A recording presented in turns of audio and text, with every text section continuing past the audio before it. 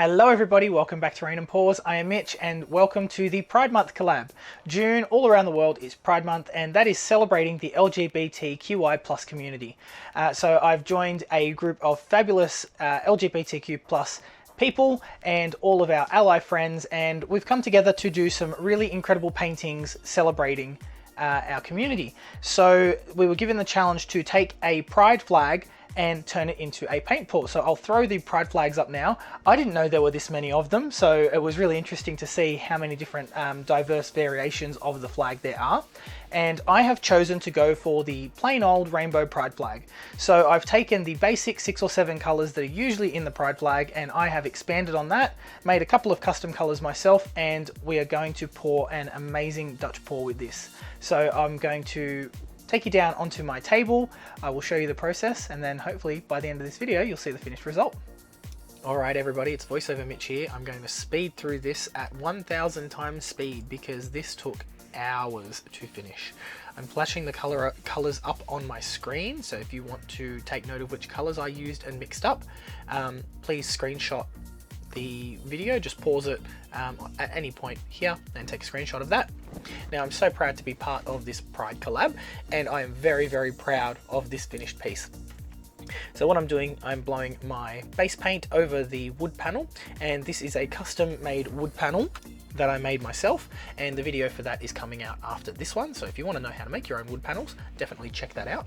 And the paints I am using are mixed up all exactly the same. I made a mixture or a pouring medium of 3 parts Australian Floetrol, you could use US or Owatrol if you wish, to 1 part Liquitex Gloss Medium. That's the bucket with the lime green label. So 3 parts Floetrol, 1 part Liquitex Gloss Medium, and then I have added in 1 part of paint. So to each little bottle, I didn't actually measure these colors, I just squirted in a little dollop of paint until I got the color that I wanted, and then added my pouring medium and gave it a really good shake. These bottles can be bought from fluid-art.co, and I'm going to be using some This Little Piggy pigments a bit later in the video. They can also be bought at fluid-art.co. Now I added in a teal color here, which I didn't list, and I actually scrape everything right about now because I was just getting a muddy mess and there wasn't enough white paint on there, and I just really was not happy with it. So what I did, so I didn't lose the shape of the spiral, which I did draw on with a pencil prior to adding base coat. I don't know why, because I can't see that. I did like the shape of the pour, I just didn't like how it turned out. And that teal mixture was actually mixed with glue wall and water, so it was started to make really ugly looking dendrites, which I didn't want. So what I did at the end of that spiral, I put my yellow, and that's going to be where I join everything up. So I'm just layering my colors. I like to layer them darkest to lightest, and this piece was a real challenge because I kept blowing everything out way too much and it looked so unbalanced. So you can see I blew out way too much of that blue and purple, and I just really decided I didn't like it. And in my white base paint, I should also add that I did go in after I'd added my white and used some iridescent This Little Piggy pigments. So I used This Little Piggy Glisten, which is a blue to green color shift. I used Comet, which is red to gold, and I used Twinkle, which is blue to pink. That was just in my background and I blew that out with the white. So when this dries, and it has dried beautifully, you should be able to see that iridescence in the background. Just taking my torch, blowing out all of those bubbles, and then using it to create some cells and lacing in the design. Now here's where I just take a paper towel and I'm going in and scooping up all of that paint that I didn't want there, adding a little bit more base paint, and man did I use some base paint. I think I used about 2 liters of pouring medium mixed up with my white, and I just go ahead and I do exactly the same thing that I just had. So I don't know what the purpose of that scraping up was, although I do think it did make it a little bit more proportional, and I do go along the green, the yellow and the red and widen those up a little bit as well. Now what I'm doing is I'm just pouring some of those paints straight from the bottle onto the table, dipping my finger in and using that to drag along the blowout, I guess, and that's creating a line to follow and a little bit of dimension. I do want to attempt using a skewer to make a botanical sort of pour, but I haven't got there yet, and I've been working on this project, so it's taken a little while. Now I'm taking my same white paint, going around the edges and making sure they are all covered. Now, I didn't like how the white paint dried on the edges. It wasn't as full coverage as I had hoped, and I didn't want to go afterwards once it was dry and paint that back on. So I decided to do something really different and interesting, which you'll see at the end of the video. And if I remember to do the voiceover for that part, I shall. So you can see I'm just adding a little bit more paint, going in, fixing things up. And like I said, this took about an hour and a half just for the blowing out part, so this part here. And then once this dried, I added 2 layers of resin, but there's another little bit that where I add some texture work, so that's coming up next.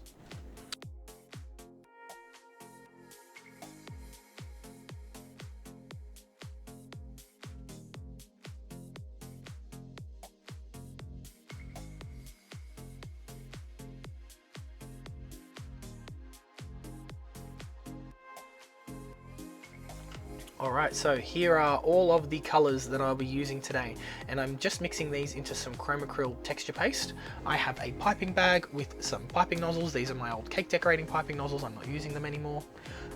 And here I am laying out all of the piggies that I'm using. So I've got Grenache, Maraschino, Horizon, Honeycomb, Submarine, Echeveria, Lilypad, Lagoon, Taffy, Waterfall, Sapphire, Nightfall, Violet Rain, Show Pony, Twilight, and Afterglow. Oh, that was a lot. So I'm just scooping in about a Fluid Art Co stir stick worth of texture paste into some little 30ml measuring cups. And then we're going to add our pigment and some Jo Sonja gloss varnish. So the Jo Sonja gloss varnish comes in that green and silver bottle. I just squirt a little bit of varnish in there. The opposite end of a Fluid Art Co stir stick worth of pigment is plenty to colour this. And now this will look a little bit paler, especially with the darker colours like Grenache and Sapphire, but it will dry perfectly clear and super shiny. So here are all my colours mixed up. Now I did stuff up here and I tried to do a cake decorating technique where you fill the piping bag, and you can see it in there. You place the colours next to each other and roll them up in cling wrap, and when you squeeze it they all blend together and come out as a gradient. That didn't work here because there was so little in that bag. I started to get the gold and the yellow coming through into my red, so that's not what I wanted. And then at one point I ended up having blue in my red, so not what I was going for. I do switch to just using individual colours in the piping bag, and I'm just piping a central vine, I guess, with some little buds all the way around the piece. So I've just snipped a very tiny hole in the piping bag, and use a nice thick sturdy one. Don't buy those cheapy plastic ones that feel like those cheap gloves that they give kids. Don't use those because they will break very easily. Go for the good solid plastic piping bags that are going to hold a lot of pressure. Now this gel does take a little bit to dry. It was dry overnight, which was great, but you do have a fairly long working time with it, so take your time, just go slow. You've really got the ability to place it exactly where you need to and not have to rush. So just go along. At this point I'm just filling the piping bags, making sure that I'm getting most of the other colour out first. So just using my hand and squeezing the piping bag out so that the other colour sort of purges from the bag. And I do swap over the piping bags twice or 3 times during this process so that the colours don't blend too much. So I'm just going to let this go. It's pretty much more of the same, and we'll be back for the final result. Oh, I should add, if you are not fond of the way that your lines aren't meeting up or something, you can use either a damp paintbrush to smooth those over, or I use a little dotting tool. It's actually a cake skewer, which is really handy for blending bits and pieces in. And I do go back and give this some texture once it's all placed down, so you can see how I'm just running that down, and it just gives it a little bit of extra something. I would like to point out that the gold that I used in this pour is so pretty, and in the layers of resin that I placed on top, I ended up using some gold floater pigment from Let's Resin, and using the heat I was able to distribute that across the surface, and it just looks so pretty. It shines in a different way to the gold that's in the base, and just gives it a lot of depth.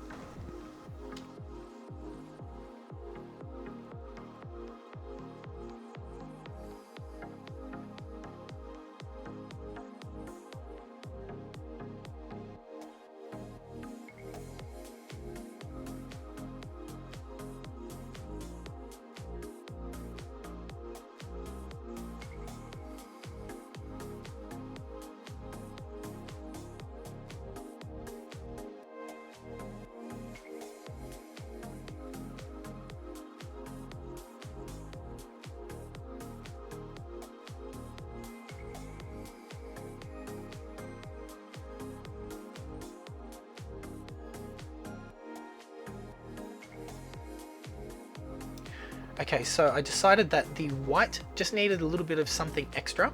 So here I'm just using the interference colors that I mixed up in the base before, and I was trying to see if I could just blow those out by themselves on the white background. That didn't work, so I just grabbed a fan brush and went to town splattering this with iridescent paint. And I'm so glad I did that because it looks so good in the final piece. All right, everyone, it's finished. So let's have a look.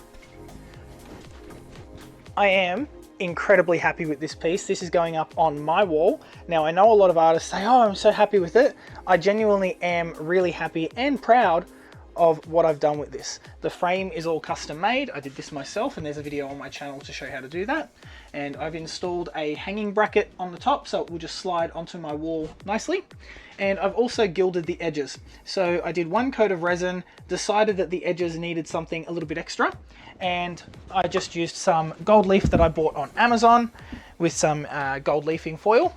And then I applied a second layer of resin on top. Now, in my layers of resin, I used some Pinata Opal Medium or Pinata Opal ink, and look at the gorgeous sparkle that this gives to your resin. So I've used some of that, and I used a little bit of This Little Piggy interference colors in there as well. The other thing that I've added was some just resin, bright gold, and this is what is called a floater pigment. And when you apply heat to this, everything should float to the surface, which it has done. And I will take this out into the sun and show you what it looks like. All right, guys, while I'm showing you that, don't forget to like and subscribe if you like this video. Also, directly after me is Brian Saglarski from Studio 15 Acrylics, so stick around to watch his video. Can't wait to see what he makes, and check out all of the other artists in this collaboration. If you like what I'm doing here, don't forget to like and subscribe, and I'll see you next time. Bye, guys.